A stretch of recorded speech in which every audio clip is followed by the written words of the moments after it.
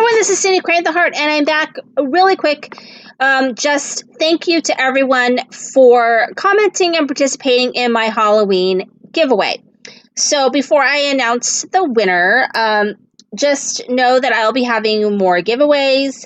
I've got quite a few things that I picked up from Tuesday morning and from the Hobby Lobby clearance that I would love to do a giveaway for because, for example, I have the We Are Memory Keepers confetti punch, and I actually just got a confetti punch that apparently I bought from Stamping Up. So I'm going to compare the two and see what I want to do. But anyway, I have things like that all over my house. And so there will be also awesome giveaways. So if you didn't win, don't be sad. There'll be other chances to win. So for this giveaway, the winner is Mandy's Place.